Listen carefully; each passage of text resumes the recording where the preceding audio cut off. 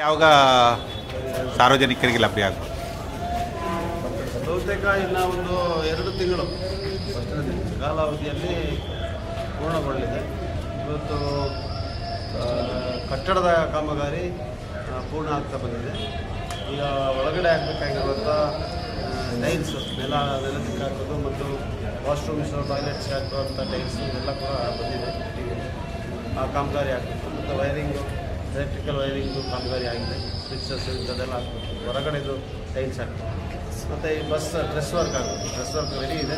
ಕೃಷ್ಣ ಬಂದು ಫಿಟ್ ಮಾಡ್ತಾರೆ ಅವರು. ಮತ್ತು ಬಸ್ ಬೇಸ್ ಅಂದರೆ ಬಸ್ಗಳು ನಿಲ್ಲಬೇಕಾಗಿರುವಂಥ ಸ್ಥಳದಲ್ಲಿ ಕಾಂಕ್ರೀಟ್ ಹಾಕುವಂಥ ಕೆಲಸ ಆಗುತ್ತೆ. ಮುಂದೆ ಇರುವಂಥ ಈ ಒಂದು ಪ್ರಾಜೆಕ್ಟಲ್ಲಿ ಕೂಡ ಕಾಂಕ್ರೀಟ್ ಹಾಕಬೇಕು ಅಂತೇಳಿ ಗುತ್ತಿಗೆದಾರರು ಹೇಳ್ತಾ ಇದ್ದಾರೆ. ಅದರ ವ್ಯವಸ್ಥೆ ಆಗ್ತದೆ. ಅದು ಈ ಬಜೆಟ್ನಲ್ಲಿ ಇಲ್ಲ. ಅದನ್ನು ಮುಂದಕ್ಕೆ ಅದನ್ನು ವ್ಯವಸ್ಥೆ ಮಾಡ್ತೀವಿ.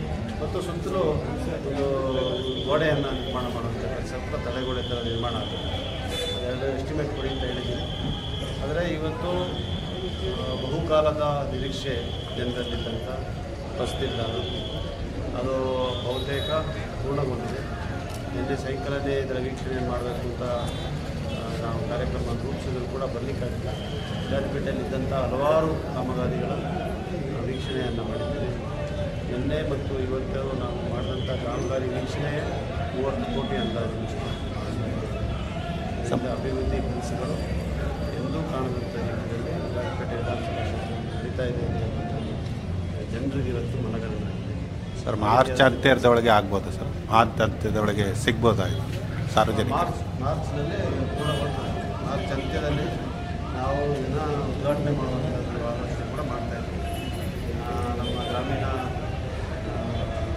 ಪ್ರದೇಶ ಮತ್ತು ಪಂಚಾಯತ್ ರಾಜ್ ಇಲಾಖೆಯ ಪ್ರಭಾವಿತ ಸಚಿವರನ್ನು ಬರಮಾಡ್ಕೊಂಡು ಚಿಂತನೆ ಕೂಡ ಇದೆ. ವಿಶ್ವವಿದ್ಯಾಲಯದ ಗುತ್ತಿಗೆದಾರರಲ್ಲೇ ಬಹಳ ಉತ್ತಮವಾದಂಥ ಕಾಮಗಾರಿಯನ್ನು ಮಾಡಿದ್ದಾರೆ. ಅವರೇ ಅಲ್ಲಿ ತ್ರಿವೇಣಿ ಸಂಗಮ ಮುಖ್ಯಮಂತ್ರಿಗಳ ಉದ್ಘಾಟನೆ ಮಾಡಿದಂಥ ಉದ್ಯಾನವನ್ನು ಅವರೇ ನಿರ್ಮಾಣ ಮಾಡಲಿಕ್ಕೆ ಅವರೇ ಗುತ್ತಿಗೆದಾರರು ಮತ್ತು MRF ಕೂಡ ಮಾಡ್ತಾ ಇದ್ದಾರೆ. ಕೆಲಸ ಮಾಡ್ತಾರೆ. ಒಳ್ಳೆ ರೀತಿಯಲ್ಲಿ ಪೂರ್ಣಗೊಂಡಿದೆ. ಕಾಮಗಾರಿ ತಮಗೆ ತೃಪ್ತಿದಾಯಕ ಆಗ್ತದೆ? ನಾವು ಯಾವ ರೀತಿ ಪ್ಲ್ಯಾನ್ ಮಾಡಿದ್ವಿ ಅದೇ ರೀತಿಯಾದಂತೆ ಇಲ್ಲಿ ಮುಂದಗಡೆ ಮಳೆಗೆ ಹಿಂದೆಗಡೆ ಮಳೆಗೆ ಮತ್ತು ಜನರು ಬಂದಾಗ ಬಸ್ಸಿಗೆ ಕಾಯಲಿಕ್ಕಿರುವಂಥ ವ್ಯವಸ್ಥೆ ಇದೆ. ಮಹಿಳೆಯರಿಗೆ ಅಂತ ಒಂದು ಪ್ರದೇಶ ಕೊಟ್ಟಿದ್ದೀವಿ, ಒಂದು ಕೊಠಡಿಯನ್ನು ಮಾಡಿದ್ದೀವಿ. ಮತ್ತು ಒಂದು ಹೋಟೆಲ್ ಅಂದರೆ ರೆಸ್ಟೋರೆಂಟ್ ಅಂದರೆ ಊಟ ತಿಂಡಿ ಕ್ಯಾಂಟೀನ್ ಥರ ಒಂದು ವ್ಯವಸ್ಥೆ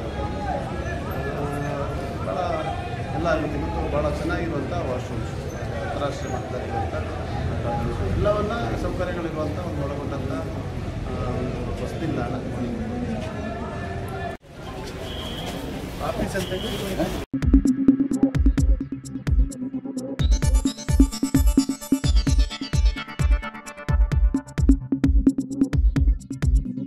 ನಾನು ನಿಮ್ಮ ಜಗದೀಶ್, ಕೊಡಗು ಧ್ವನಿ ಡಿಜಿಟಲ್ ಮೀಡಿಯಾದಿಂದ. ನಮ್ಮ ಚಾನಲನ್ನು ಸಬ್ಸ್ಕ್ರೈಬ್ ಮಾಡಿ, ಲೈಕ್ ಮಾಡಿ, ಶೇರ್ ಮಾಡಿ.